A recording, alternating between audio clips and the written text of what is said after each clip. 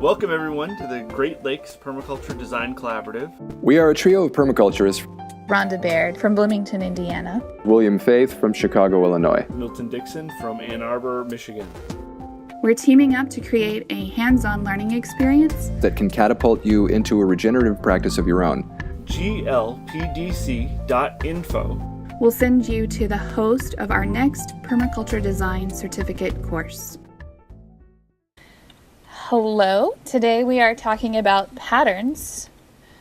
If we look at our permaculture flower, it is itself a pattern indicating growth and expansion and interconnection between each of these different petals.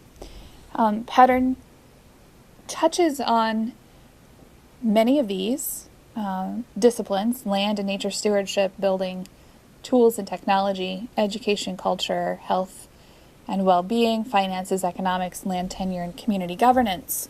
There are patterns here that are physical, patterns that are cultural, patterns that move through time. In each of these, a building itself is usually built on a pattern, for example. So we will explore that more in this slideshow. I'm here with William Faith and Milton Dixon. Hello. Hello. And I'd like to point out that the permaculture flower itself, if we look at it, are patterns within patterns. How so? Well, in the center, you've got this sort of lobed pattern. You've got circular pattern around that. You have a spiraling pattern coming out from there, and then the petals themselves. Mm-hmm. And so it's the intersection of all these different patterns that we end up using. Mm-hmm. The combination, the synergy between them. That's right. So to help us get thinking about pattern, we're looking at this tile mosaic. Pattern is, we can think of it as embedded information, and we recognize and use patterns all the time. We know that something is a pattern because it repeats itself. We see that in this tile mosaic. It has variations. We can see that between, these sort of diamond shapes in the top with the smaller pieces, and then, the row of white and blue, and then more diamond shapes, but, smaller again. And also the sort of circular patterns in the bottom two layers that are mimicking each other, right? So we play with pattern all the time. As I mentioned in the initial slide, one of the things we deal with is the intersections between patterns and the almost the concrete units that they create in and of themselves, and that's known as tessellization. Mm-hmm. So you can consider in this example the blue line through the middle. There's three blue lines that go through the whole thing. That could be a complete unit. It could be all the white pieces. It could be a single tile.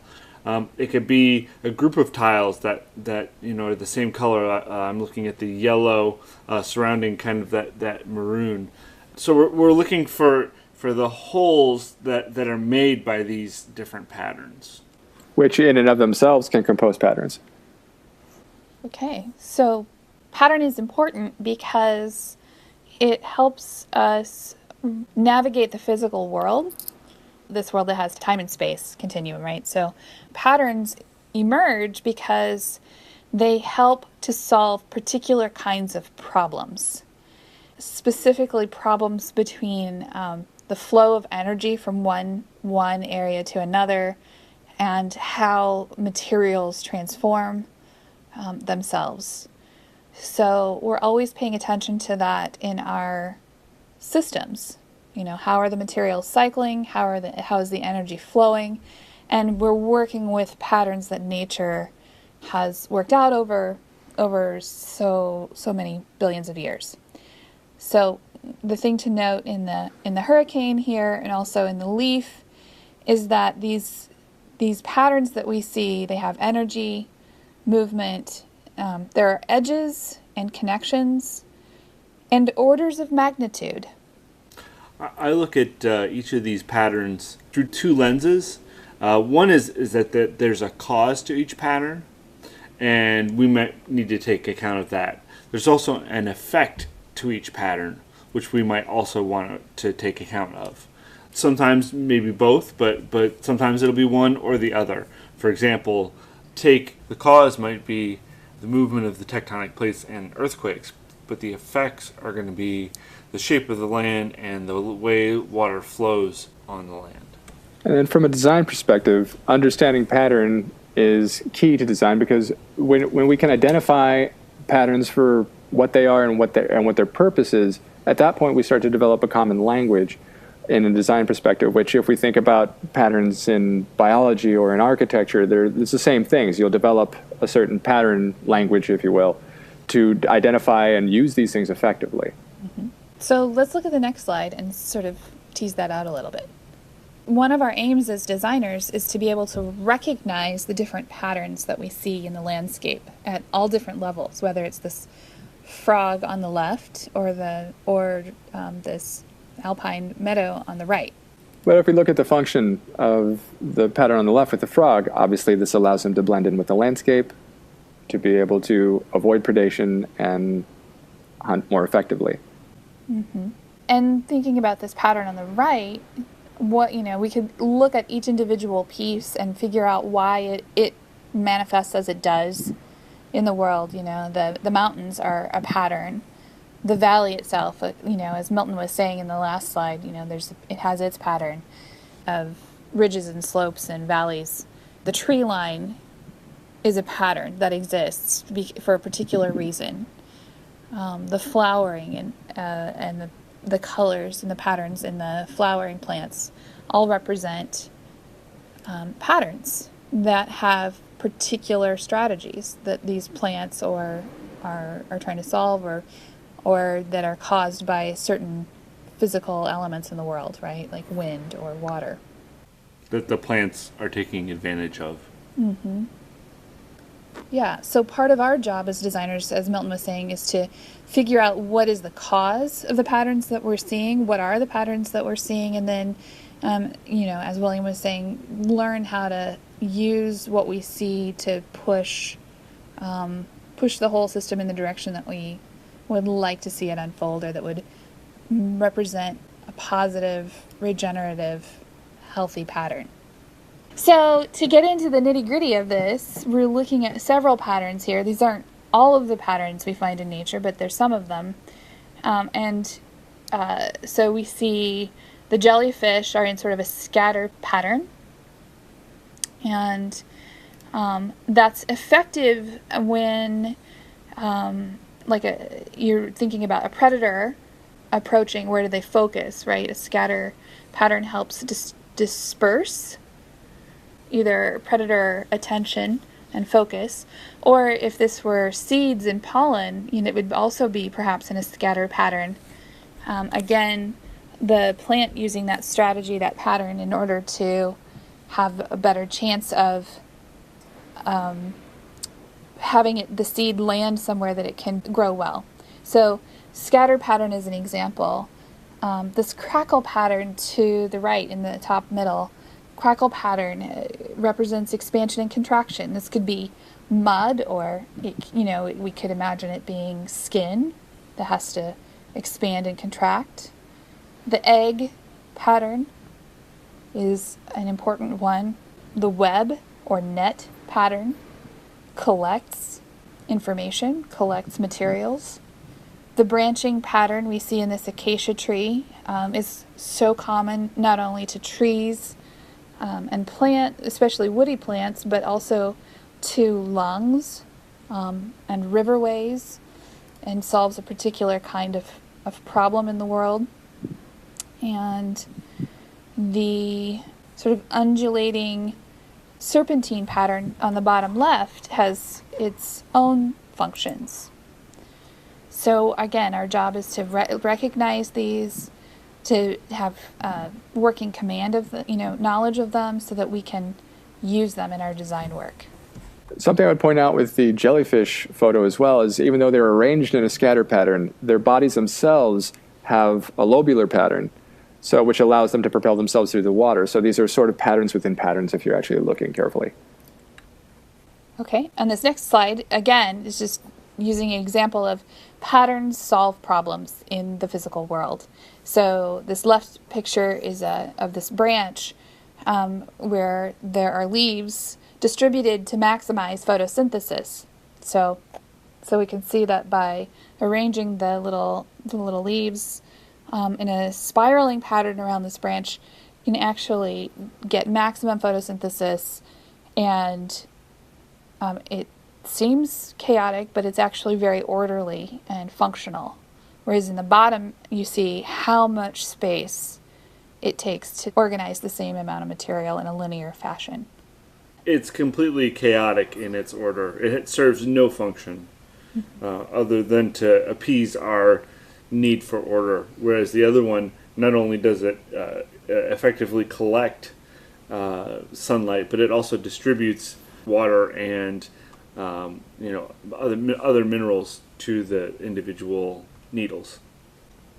And understanding patterns in these contexts really kind of explain how life arranges itself. And in that respect, it gives us a broader understanding of how things work on the small scale all the way out into larger systems. Because these individual elements, the tree, the honeycomb, they're using natural patterns to solve their own problems. Mm-hmm. So the honeycomb pattern is solving the problem of how do we use the minimum amount of material to create the strongest structure.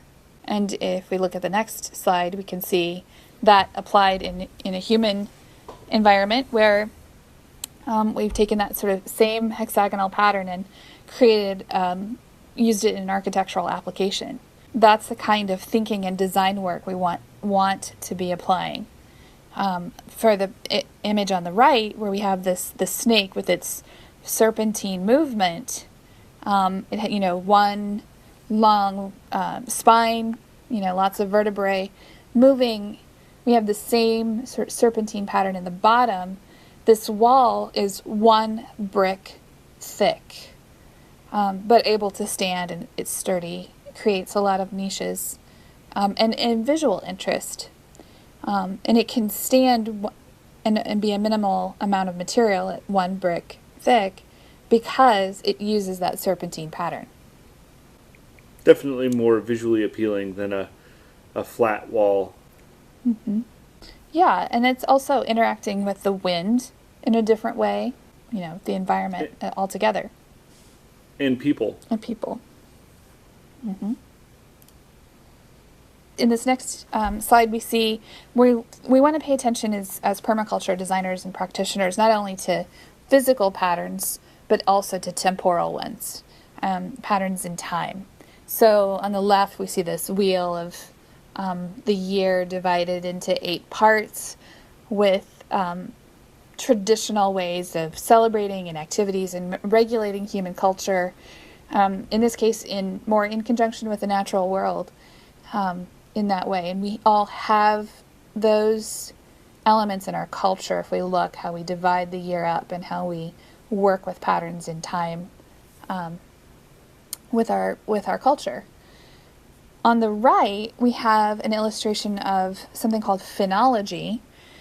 And phenology is the recognition that that human cultures have ways of measuring and of recognizing the timing in nature through certain patterns. So these 3 pictures, the squirrel, the oak, and the corn, are related because there's a saying that in Tennessee that you plant your corn when the oak leaves are the size of a squirrel's ear.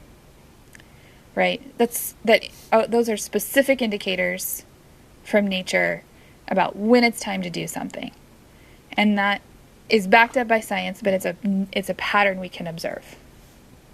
And it's different than saying this date. This particular date is when you plant your corn. That might change depending upon the patterns of the weather that particular season. But the oak leaves are probably going to be a better indicator. Mm-hmm. And it turns out the oak leaves come out at this time because the soil temperature is at the right temperature for them to succeed, to know that they're going to go ahead. And that's why the corn is more successful. And to this, I would add that pattern recognition also plays a key role in this, in recognizing even the patterns that we observe outside of the natural system. Just if we think about the 40-hour work week, the 8-hour work day, the patterns that we observe in going to and from a job or a place in the day. We're actually following a lot of patterns, even if we're not intrinsically aware of, but they're always out there. Finding those patterns and recognizing them and altering them as need be is also key. Okay, so patterns in time. What we're looking at here on the left is a lava field in an area, and we can see the first plants coming back into this area in succession. And what we want to do is recognize how succession works ecologically or culturally. A new organization, how does it develop its culture? Can we intervene and push it toward a richer, more dynamic, more functional place by using patterns in time and pushing succession, which is when we get toward the picture on the right. And we've been alluding to this, but here it is before us, that there are also many patterns in culture and invisible structure, whether that's patterns that we go through in a lifetime, cultural patterns around marriage and birth and death, and different rites of passage throughout a human's life. And then patterns that we have culturally about care of the young and care of the elderly or the ill. And we want to be finding and implementing cultural patterns and practices that make us healthier and more resilient. Indeed, finding the different patterns in society. What are the things that drive us to be together? What are the patterns around that? What are our patterns in time of crisis? What are our patterns in terms of celebration? How do we gather and why? Mm-hmm. Largely, we go through life and we're completely unaware of these patterns, or only remotely. But really, stopping to at least build an awareness of them gives us the opportunity then to make changes. Mm-hmm. Just as we have inherited landscapes that are disturbed or damaged, we have inherited cultures, for the most part, many of us, cultures that are also not intact. So we want to aim for how do we make them more healthy, more whole.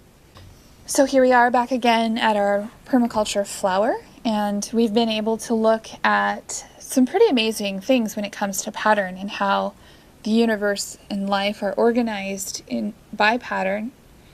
They act out patterns in time, whether that's weekly or monthly or yearly patterns. And humans also have these patterns that we have developed through our cultures, and given us some hint of what we might be identifying, how to think about using pattern in problem solving, and creating an image and vision for something more complete.